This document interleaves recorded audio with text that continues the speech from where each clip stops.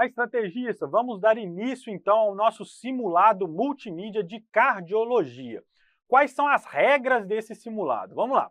São 10 questões no total inéditas, tá bom? Essas questões vão ter algumas perguntas, pode ter questão com 2 ou 3 perguntas. A gente vai dividir em dois blocos de 5 questões. Eu vou colocar 5 questões para você, você vai ter 1 minuto por questão. Então, vai anotando já a sua resposta aí dessas 5 questões. Assim que terminar o primeiro bloco, eu venho com a resolução dessas questões. Terminamos a resolução, aí vem o nosso segundo bloco. Mais 5 questões inéditas para você responder aí no seu papel, anotar, e depois eu venho com a resolução dessas novas 5 questões para a gente poder encerrar o nosso simulado multimídia. Então vamos dar início ao nosso simulado multimídia de cardiologia, com aí as questões na tela para você começar a responder.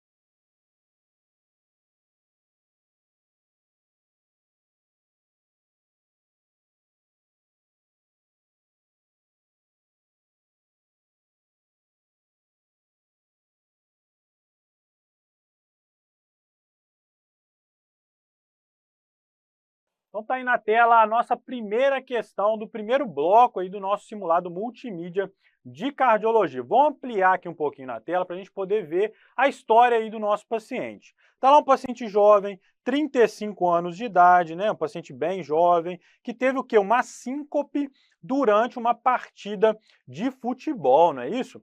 E abaixo a gente observa o fonocardiograma. Fonocardiograma é a representação gráfica da ausculta cardíaca, né? Dos sons cardíacos, tá bom? Parece muito em prova. Então tá aqui o fonocardiograma e tem também, ó, um eletrocardiograma desse paciente. Então o que a gente tem que pensar nesse caso? Paciente jovem que teve síncope, geralmente é de causa benigna, não é? Vasovagal é o mais comum. Mas se a síncope aconteceu durante o esforço físico, aí a coisa tá feia. Por que a coisa tá feia? Porque uma síncope que acontece durante o esforço físico geralmente é relacionada à cardiopatia, problema cardíaco. E isso quase sempre é grave. Então, paciente com síncope durante o esforço físico, vamos pensar em causa cardiogênica para síncope, tá? Então já fica com o nosso alerta ligado.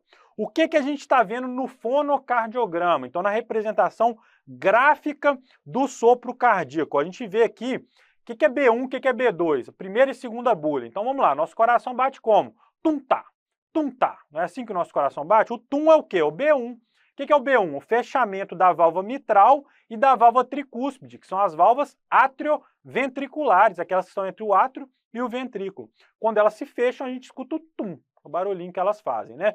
Quando a válvula mitral e a tricúspide se fecham, automaticamente a válvula pulmonar e a aórtica se abrem. Então o sangue vai da onde? Vai do ventrículo para a aorta, do ventrículo direito para a artéria pulmonar. Então ocorre a sístole. Então os sopros que acontecem entre B1 e B2 são os sopros sistólicos, tá bom? O sopro que acontece entre B2 e B1 são os sopros diastólicos. Então a gente está diante aqui de um sopro sistólico, um sopro que acontece entre B1 e B2. B2 é o fechamento da válvula aórtica e válvula pulmonar e encerra a sístole ali na hora que elas se fecham, tá bom? Qual que é a característica desse sopro no fonocardiograma? Ó, ele tem uma fase ascendente e uma fase, ó, descendente. Então é um sopro crescendo e decrescendo. Qual fase da sístole ele ocorre? Ele é mesosistólico nesse caso, ele ocorre no meio da sístole, tá? Outro aspecto dele que costuma aparecer muito em prova é um sopro, ó, vou tentar desenhar aqui para você, em formato de diamante. Por isso que o sopro, às vezes, é descrito como em formato de diamante, porque ele tem esse formatinho aí do fonocardiograma, tá? Então é um sopro sistólico, rude, crescendo e decrescendo em formato de diamante. O paciente teve síncope nessa situação, tem duas patologias principais que a gente tem que pensar. Primeiro, uma valvopatia que dá esse sopro. Qual valvopatia que é ejetiva? Que o coração faz muita força para poder vencer na sístole. Estenose aórtica. Se a válvula aórtica não abriu direito, ó, sopro sistólico e ejetivo, geralmente mesotelesistólico, do meio para o final da sístole. E tem outra cardiopatia que também pode dar isso, pode dar síncope e pode dar esse tipo de sopro, que é a cardiomiopatia hipertrófica obstrutiva. Eu vou falar delas daqui a pouco. O eletrocardiograma, vamos interpretar o eletro então?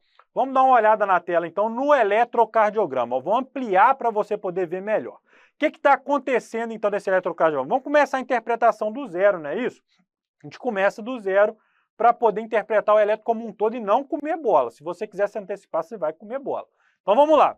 Começar interpretando o eletro como? Vendo o ritmo. Ritmo é sinusal ou não? O que é um ritmo sinusal? É uma onda P positiva em D1, D2 e AVF. Se a onda P, que é a primeira onda do eletro, for positiva em D1, D2 e AVF, e depois da onda P vier um QRS, isso é um ritmo sinusal. Então tá aí, ó, a gente vê uma onda P positiva em D1, D2 e AVF, então é um ritmo sinusal.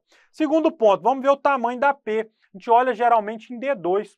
O tamanho normal da onda P é 2,5 por 2,5, 2,5 quadradinho aqui no sentido horizontal e 2,5 no vertical. Então essa onda P aí está de tamanho normal, tá? Terceiro ponto, então, que a gente tem que avaliar, PR, que é o intervalo do início da onda P ao início do QRS. Esse intervalo deve ocupar de 3 a 5 quadradinhos no eletrocardiograma, 120 a 200 milissegundos. Cada quadradinho tem 40 milissegundos. Então aí o PR também está normal. Agora vamos ver o eixo cardíaco. Ó. Já coloquei para você que o eixo é mais 80, mas vou te explicar como. Primeira coisa, dá uma olhada aqui na nossa rosa dos ventos, que mostra aqui as nossas derivações cardíacas. E o que a gente pode ver no eletrocardiograma? Primeiro, você procura uma derivação em que você tem dúvida se o QRS é positivo ou negativo. A derivação menos positiva ou menos negativa, aquela que está meio em cima do muro ali. No caso aqui, ó, todas as derivações são muito bem definidas. Ou são positivas ou são negativas. E a gente vê que em D1, ó, a derivação ela é um pouquinho menor. Então, D1 é o isoelétrico, tá? Por mais que ele esteja positivo. Qual que é a derivação que está a 90 graus do D1? A gente tem que olhar na rosa dos ventos. D1 está aqui. 90 graus dela está o AVF. E F vem de foot, que é pé mesmo, né? Apontado para o pé, por isso que é AVF. Então, está a 90 graus do D1. Ou seja, o eixo deve estar a 90 graus do D1. Então, a gente olha para o AVF. AVF está muito positivo? Muito positivo. Então, o eixo cardíaco é o AVF. Como o D1 está mais positivo, significa que o eixo não está bem em cima do AVF, mas ele está um pouquinho mais desviado em direção ao D1, tanto que o D1 é positivo. Por isso que é mais 80. O AVF é mais 90. Então, o eixo está mais perto do D1. Vamos botar aí mais 80, é um eixo normal, né? O eixo pode vir de mais 90 até menos 30, ocupar toda essa região aqui do eletrocardiograma. Ó. O eixo normal ocupa essa região, tá? Então não está desviado o eixo, não. Outra coisa que a gente tem que ver, né, seguindo aí a nossa sequência do eletrocardiograma, né? Vimos P, PR, QRS, né? Vamos continuar vendo QRS. QRS é estreito ou largo estreito. Ocupa menos de 3 quadradinhos de duração. Outro ponto que a gente olha no QRS é se a onda R cresce, ó. A onda R aqui está crescendo, tá vendo? Que essa onda positiva. Então a transição elétrica está mantida, a onda R cresce. Vamos ver o segmento ST? O segmento ST tem que estar na linha de base. Então a gente viu aqui, terminou a onda P, ó. A gente pode ter uma elevação de até 1 milímetro do segmento ST, que é normal.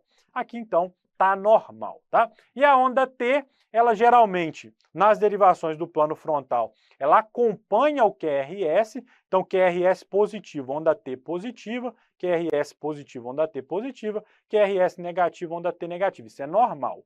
E nas derivações precordiais, a onda T é sempre positiva e ela pode ser negativa em V1, aí está normal também. Então a gente vê que QRS tem apenas o quê? Uma sobrecarga do ventrículo esquerdo. Por que eu estou falando que tem uma sobrecarga do ventrículo esquerdo? Olha o tamanhozão dessa onda R aqui, ó, em V6, né? Olha o tamanho da onda R. E olha o tamanhozão da onda S em V1. O que é isso? É muito ventrículo para despolarizar. Então, se a gente for aplicar, por exemplo, o critério de Sokolov-Lyon, que é um critério para avaliar a sobrecarga do VE, a gente vai somar os quadradinhos aqui. Se deu mais de 35 quadradinhos pequenos na soma da onda S de V1 com a R ou de V5 ou de V6, significa que o paciente tem sobrecarga do VE. Então, é a onda S de V1 mais a R de V5 ou V6, se for maior ou igual a 35 milímetros, é sobrecarga do ventrículo esquerdo, tá? Então, o diagnóstico eletrocardiográfico desse paciente, a alteração que ele tem, é sobrecarga do ventrículo esquerdo, tá? Além disso, então, a gente já viu ST tá normal, QT normal e onda T normal também, tá? Então, a gente tem um eletro com sobrecarga do VE. Isso vai acontecer nessas duas cardiopatias aqui. Na estenose aórtica, o ventrículo, ó, tá fazendo força, tá malhando, tá lutando contra a estenose, né? E tá tentando vencer a estenose. Então, ele fica musculoso, fica forte, tá? E a cardiomiopatia hipertrófica obstrutiva é uma doença autossômica dominante que o paciente vai ter uma morfologia diferente do ventrículo. Ele faz áreas de hipertrofia nesse ventrículo.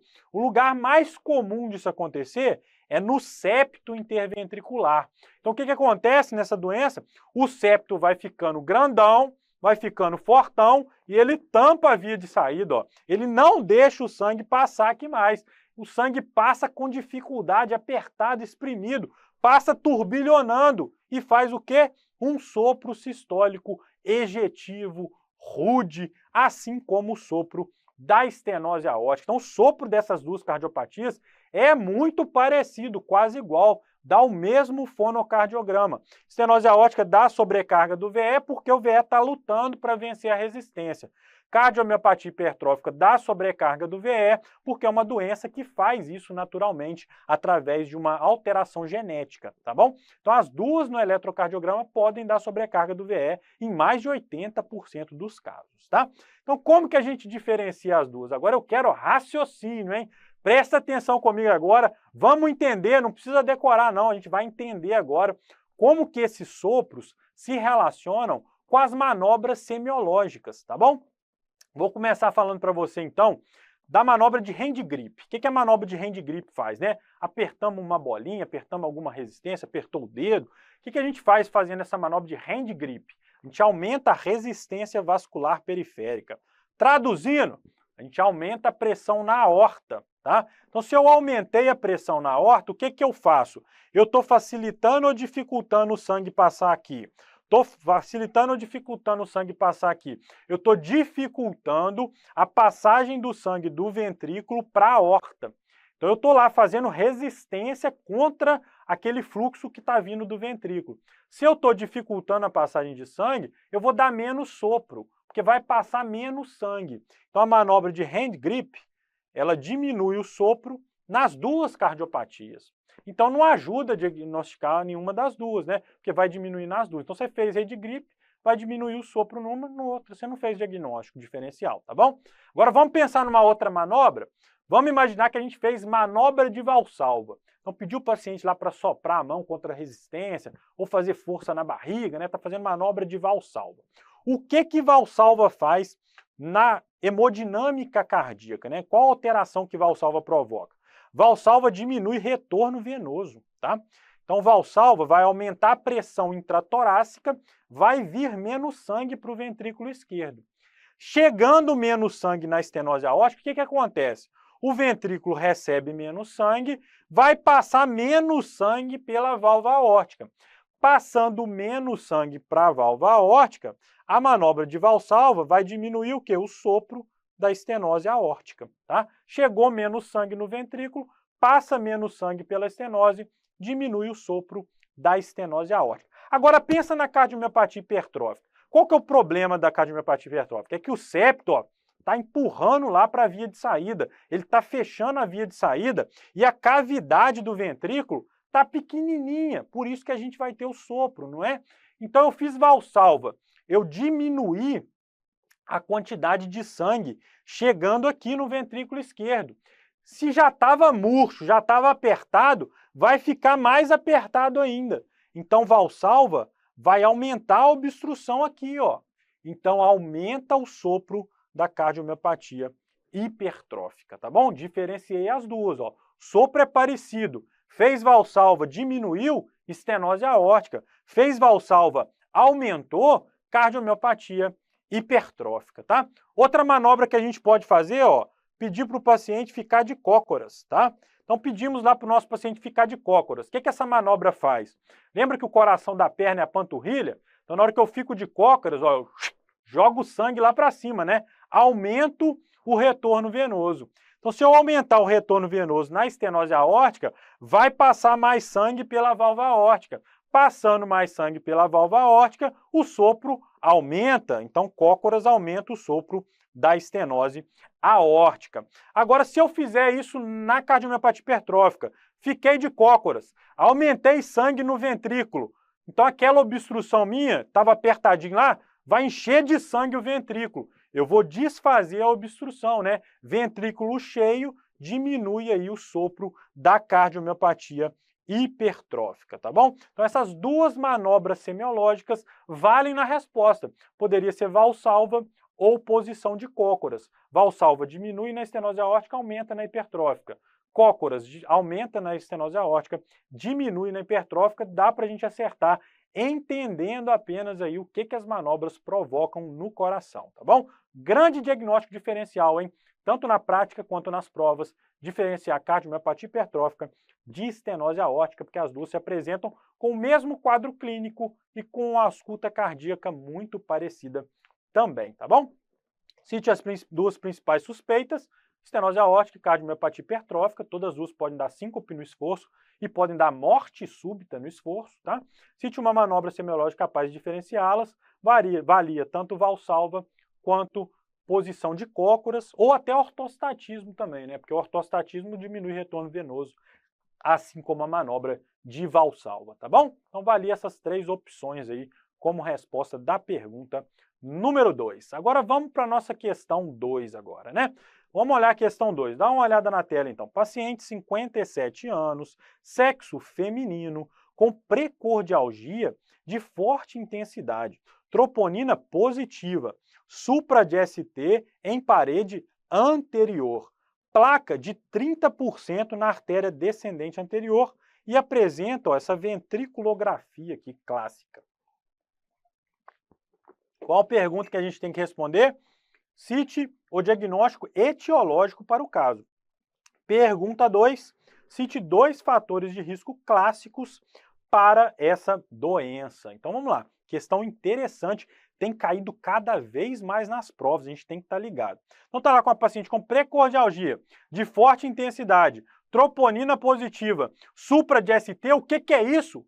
A gente vai pensar numa síndrome coronariana aguda com supra de ST.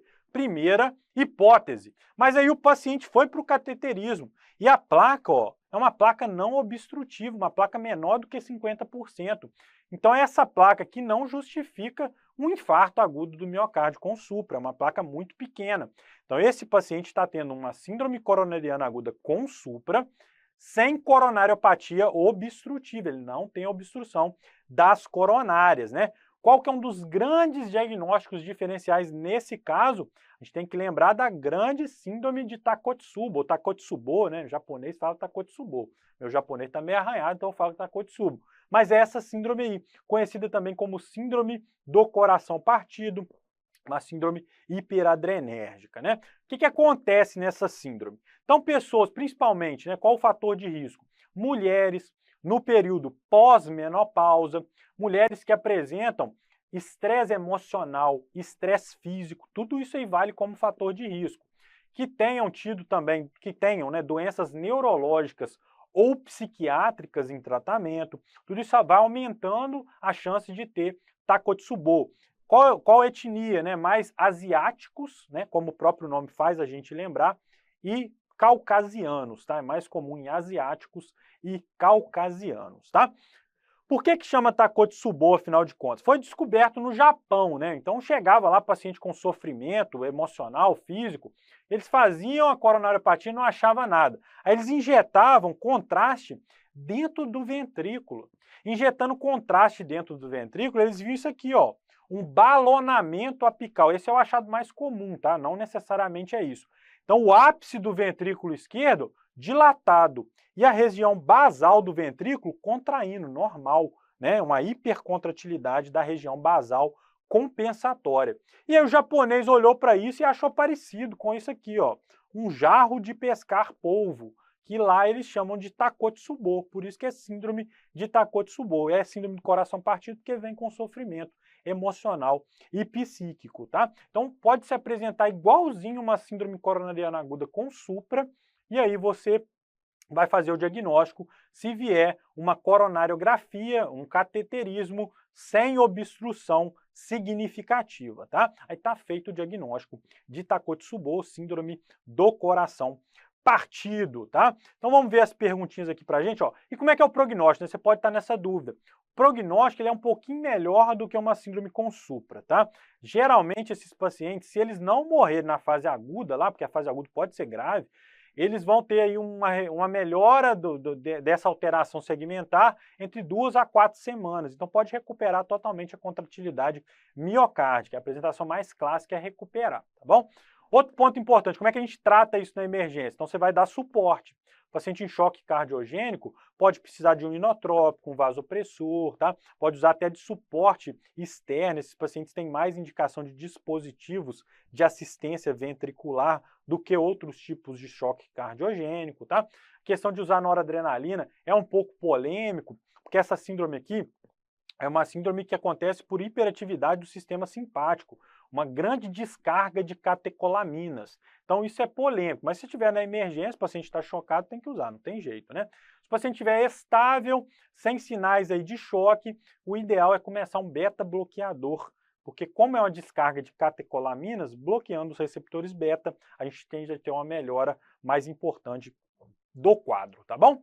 Então, fatores de risco que eu falei para você: mulher, pós-menopausa, estresse físico, emocional, doença neurológica, psiquiátrica, caucasiano, asiático, tudo isso é fator de risco. Você precisava citar só 2, né? Então tinha vários aí para você citar. E o diagnóstico etiológico: síndrome de Takotsubo ou síndrome do coração partido. Agora vamos para a semiologia, ó, questão 3, questão de semiologia médica.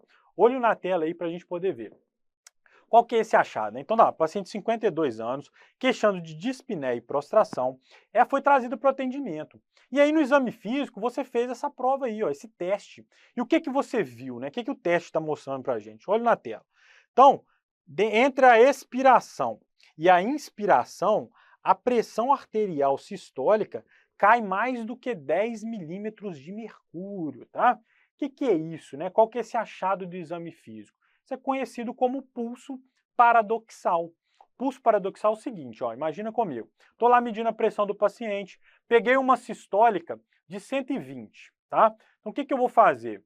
Eu vou deixar o meu esfingnomanômetro em 110, ou seja, 10 milímetros abaixo da sistólica. E aí eu falo para o paciente assim: inspira. Ele inspira. O que vai acontecer com meus sons de Korotchkov? Vão sumir. Então quer dizer que a pressão sistólica está caindo mais do que 10, tá? Então mediu a pressão sistólica 120. Vou deixar o esfíngmo no 110. Inspira para mim. Sumiu o som de Korotchkov, a pressão caiu mais do que 10. Isso é pulso paradoxal, tá? Por que acontece o pulso paradoxal? Vou te explicar aqui então agora o mecanismo aí que envolve o pulso paradoxal. Dá uma olhada nessa imagem aqui muito didática que a gente tem, imagem exclusiva do Estratégia Médica. Então, olho na tela. O que está acontecendo? O ventrículo direito está empurrando aqui o ventrículo esquerdo, né?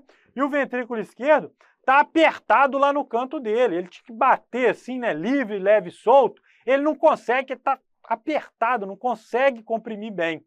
Então isso aí pode fazer com que a sístole ventricular esquerda perca efetividade. Perdendo a efetividade, o paciente vai diminuir a pressão arterial sistólica, tá bom? Que situações que isso vai acontecer? Pensa comigo aqui. Uma situação que pode dar pulso paradoxal. Imagine uma situação que diminua a complacência do VD. Então tá lá o VD espremido, ele não consegue ter complacência, ele não consegue receber o sangue. Na hora que eu inspiro, eu aumento o retorno venoso, volta mais sangue para o ato direito. Só que o meu ventrículo direito tem perda de complacência, então ele não consegue receber esse sangue advindo da inspiração, né? Porque diminuiu a pressão intratorácica. Então, como ele não consegue receber esse sangue, porque ele perdeu complacência, ele vai fazer o quê? Ele vai empurrar o VE, é o que sobra para ele. Tem duas situações clássicas que isso pode acontecer. Tamponamento cardíaco, que eu estou cheio de líquido aqui em volta do coração, então meu VD não consegue empurrar esse líquido, então ele vai empurrar o VE, tá bom? Então pulso paradoxal aparece aí comumente no tamponamento cardíaco. Quer outra situação? Pericardite constritiva. Eu imagino que meu pericárdio aqui, ó, tenha se tornado uma carapaça, ou seja, tá duro o pericárdio. O VD não consegue receber o sangue, o pericárdio tá duro, ele não consegue empurrar aquele pericárdio. Então ele vai empurrar quem? O VE. Empurrando o VE, vai dar pulso paradoxal. Então tamponamento cardíaco, pericardite constritiva. Quer uma outra? Imagina uma grande sobrecarga aqui do VD, por exemplo, um tromboembolismo pulmonar. O VD já está sobrecarregado. Quando vem mais sangue ainda da inspiração, ele não consegue mais se adaptar, ele não perdeu complacência de uma maneira secundária, mas ele já não consegue mais se encher, caixa d'água lotada, né? Então, como ele não consegue se encher mais, porque ele já está lotado, ele empurra o VE. Então, TEP também pode dar pulso paradoxal. Quer ver mais uma situação importante? Imagina uma asma grave, paciente com broncoespasmo ferrado lá. O que esse paciente faz? Paciente com asma grave. Ele inspira muito, não é? Tá inspirando lá, inspirando profundamente. Então, como a inspiração dele é muito grande, é muito forçada, usa musculatura acessória, aquilo tudo, vai voltar muito sangue para o átrio direito, porque ele está inspirando muito. Então, ele está diminuindo muito a pressão intratorácica.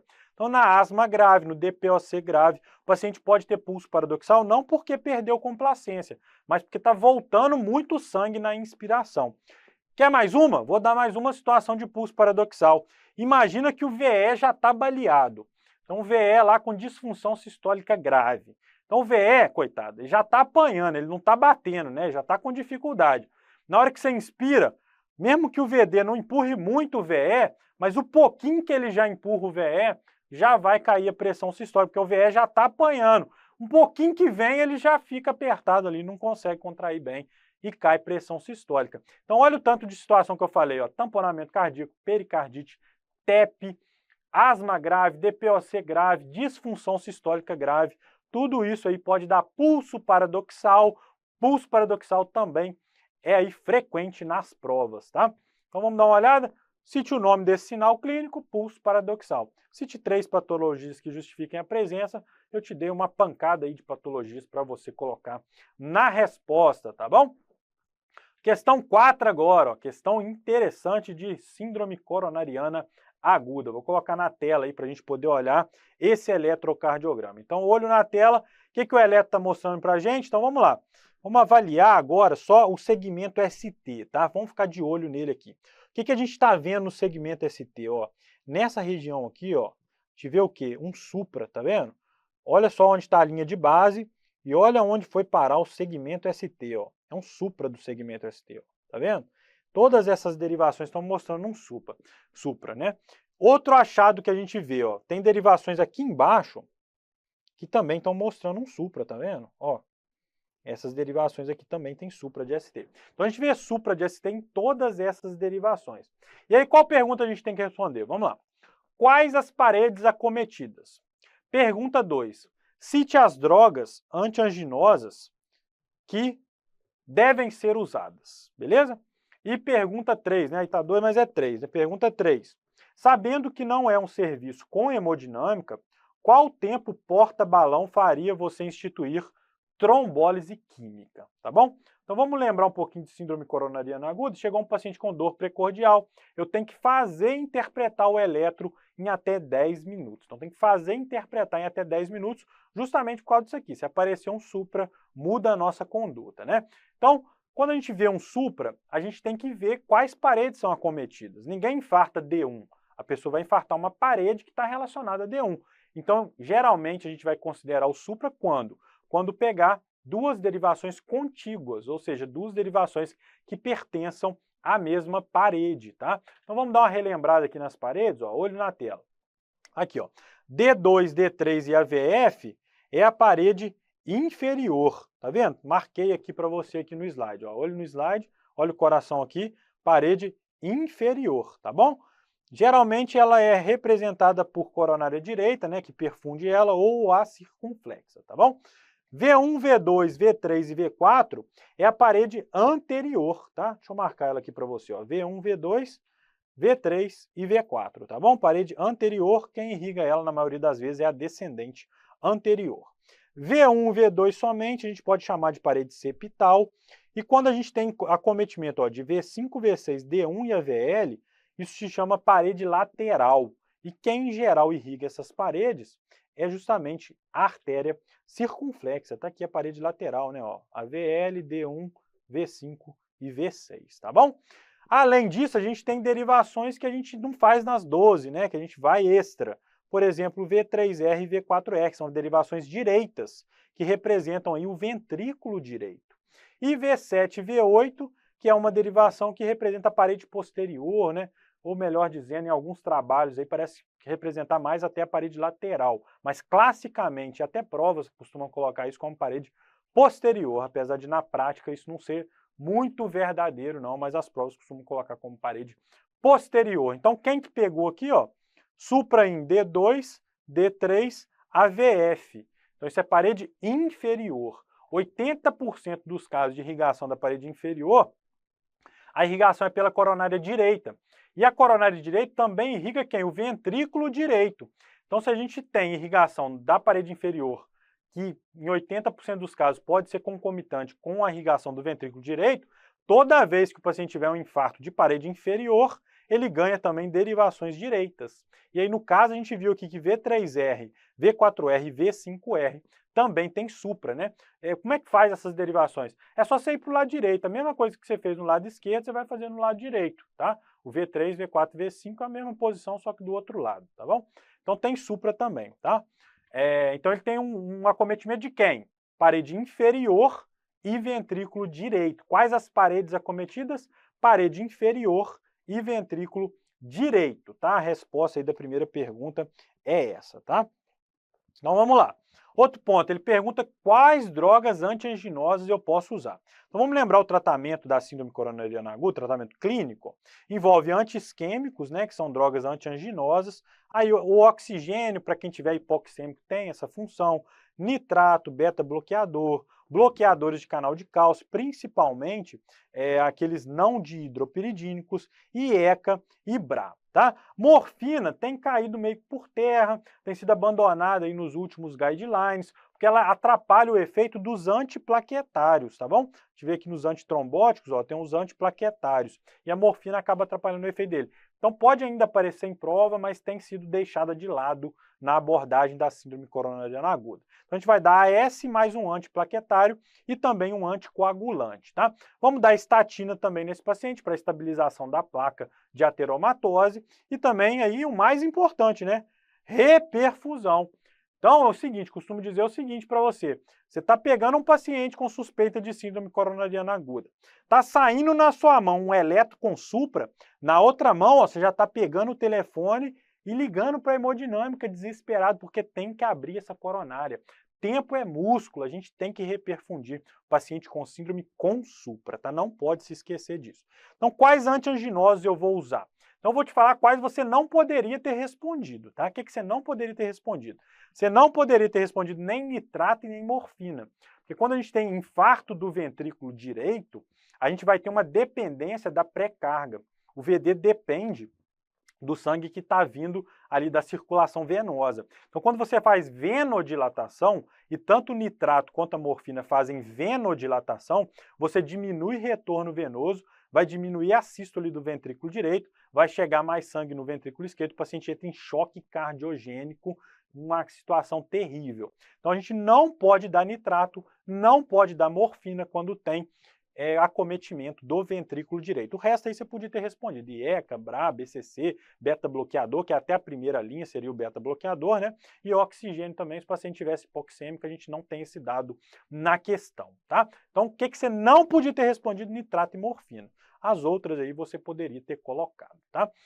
Outro ponto que eu perguntei é o seguinte, se você está num centro que não tem hemodinâmica, a gente tem que pensar no tempo porta-balão, tá? Lembra que a gente tem duas opções de reperfusão. Eu posso fazer angioplastia, então faço um cateterismo e boto um stent lá, abro aquela artéria, ou eu posso dar trombolítico, né? Drogas que vão fazer com que aconteça ali a reperfusão, né? A fibrinólise daquela lesão. Quando que eu decido entre um e outro? Vou sempre preferir intervenção percutânea, vou preferir angioplastia, exceto quando isso for demorar muito. Então, por exemplo, estou num hospital que tem hemodinâmica e a hemodinâmica está quebrada, vai demorar 8 horas para consertar, eu não vou esperar essas 8 horas. Então, se for demorar fazer angioplastia num hospital com hemodinâmica mais do que 90 minutos, eu faço fibrinolítico no camarada, tá bom? Agora, se o hospital não tem hemodinâmica, ou seja, eu estou lá no interiorzão, não tem hemodinâmica naquele hospital, o que eu faço? Eu penso no tempo de transferência. Se o tempo porta-balão for menor do que 120 minutos, eu mando para angioplastia. Agora, se for demorar mais de 2 horas, aí não, meu amigo, aí é fibrinolítico. Então, a resposta era 120 minutos aí da pergunta 3, tá bom? Respondida aí essa questão de síndrome coronariana. Outro ponto que pode dar dúvida é a questão do tempo porta-agulha, né? Porta-agulha é o seguinte, geralmente é 30 minutos mesmo, tá? Então, por exemplo, você está num hospital, isso na Europa é diferente, a gente está falando para o Brasil aqui, então vamos falar o tempo brasileiro. porta-agulha, 30 minutos. Então, se eu estou no hospital que tem hemodinâmica, mas vai demorar muito a angioplastia, em 30 minutos eu tenho que estar com o meu trombolítico. Agora, se eu estou no hospital que não tem hemodinâmica, mesma coisa, se for demorar mais de 2 horas para transferir, em 30 minutos eu tenho que fazer o meu trombolítico, tá? Porque para que existe esse tempo porta-agulha aí, né? O tempo do fibrinolítico? Para os hospitais se organizarem, né? Não adianta nada eu estar num hospital que não tem hemodinâmica e que o trombolítico fica guardado a 2 horas de distância. Não tem aplicabilidade prática isso, né? Precisa organizar o serviço de saúde para o fibrinolítico estar pronto em até 30 minutos, tá? Agora vamos dar uma olhada então na nossa questãozinha 5, questão muito interessante, ó. Dá uma olhada na questão 5, que bacana, hein? Ó, paciente 58 anos, é questão difícil, tá, gente? 58 anos, procura por atendimento e sabe-se que ele é portador do fenômeno evidenciado pela imagem, tá? Pergunta 1. Cite o nome desse achado clínico. Então dá uma olhada na imagem. O que está acontecendo na imagem aqui? Vamos lá. Isso aqui é o quê? Ventrículo esquerdo.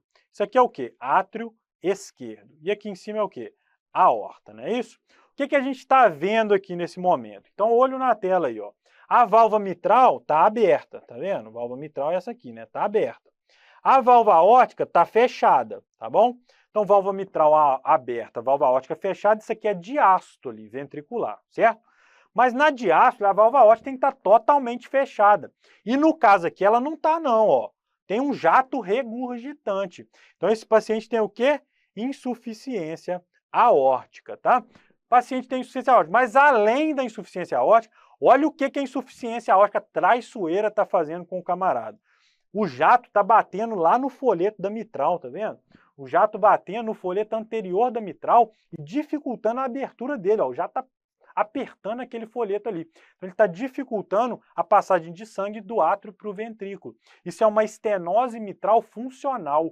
Ou seja, não é que a válvula mitral ela é estenótica, ela está sofrendo de uma estenose porque o jato da regurgitação aórtica está empurrando a válvula mitral.